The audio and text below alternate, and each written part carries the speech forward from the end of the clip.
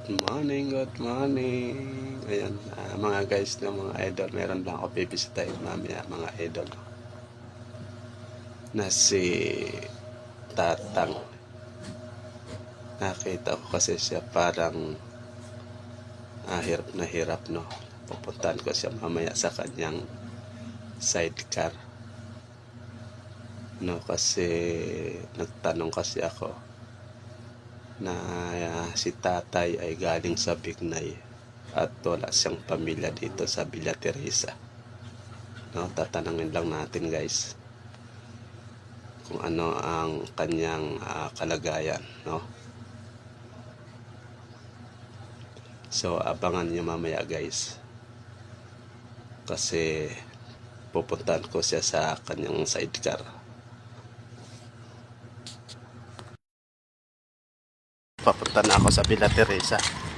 Sana makikita ko si tatay na may interview ko guys, para maitatanong ko siya bakit siya narito sa Villa Teresa at bumalik. Kasi kinukuha na yan ng kanyang anak, ang kanyang pamilya. Abangan nyo guys, sana makikita ko siya ngayon para malaman natin kung bakit siya narito. Ayun guys, nakita ko na si tatay at pupuntahan ko siya doon. Nakita ko sa kanyang sidecar. So tatanungin natin siya. Okay. Ano, diyan ka na natutulog? Hindi, sa kanto, sa subayan. Kung kailangan siya umay, tulog ko sa taas. Sa taas, pag walang nag-ano doon. O pag nagkailangan doon sa gabi. Ba't saka ba umuwi? Sa big day.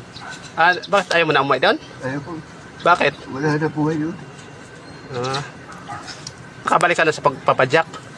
Oo, nagpapaano na ako. Kaya pag madaling araw, sa kwarto, gumising na ako. Lakad na ako, magmula doon sa payang hanggang sa kanto. Sino naghahatid sa pagkain dito? Dami naman yung bigay sa akin. Marami rin. Ayun yan, sa tubigan, libre ako pagkain yan. Tanghalian, hapunan, gano'n? Oo. Pagkubo ko ng tanghali, may kasama ng hapunan. Ano ba yung dala mo? Bag? Ha? Bag ba yan? Yung. Yun? Oo, sa akin. Ano yun, natutulog ka? Doon lang sa hindi ka giniginaw? Hindi, may jacket ako, may kubot. Dati, saan ka pa natutulog? Sa bike? Hindi, yung mismo siya ba eh. Ah.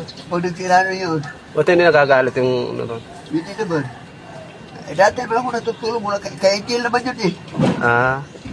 Binahirap mo lang sa kanila.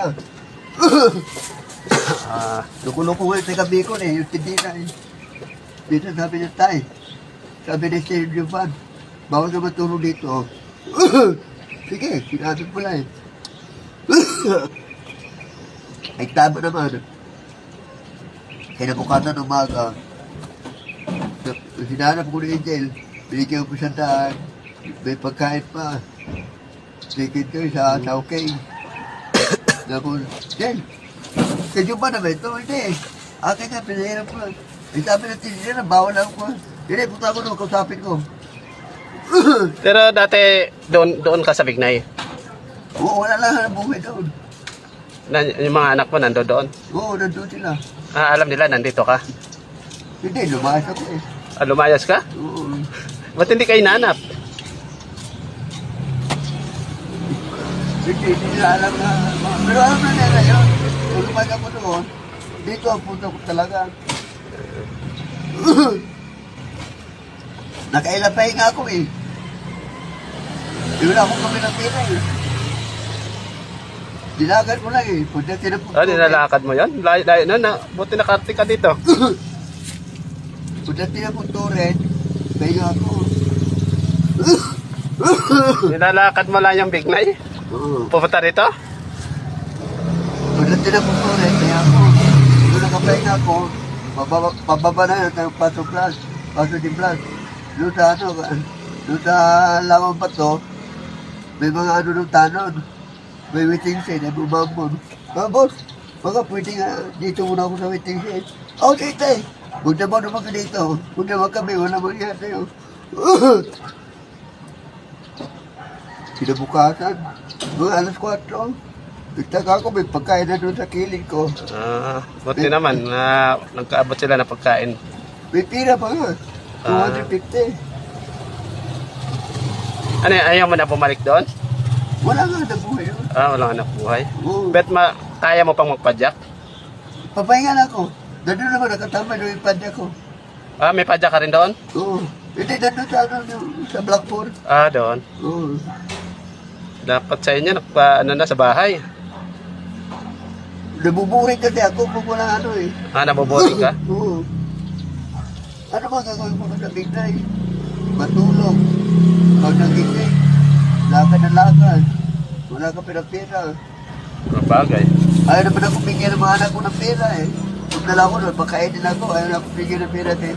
Ano daw, baka ibili ko ng sigarilyo ano. Hindi naman ako nagpupumuli eh. Hindi ka naman nanagarilyo na? Hindi ka naman nanagarilyo? Hindi. Mga pinagbigyan ko nila. Pero hindi na ano lumayan ako.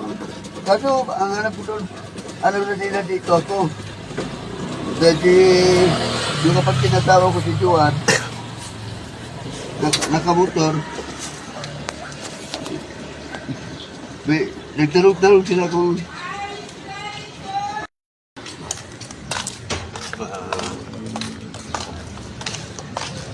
Iniwan ko muna siya doon kasi may kausap na iba.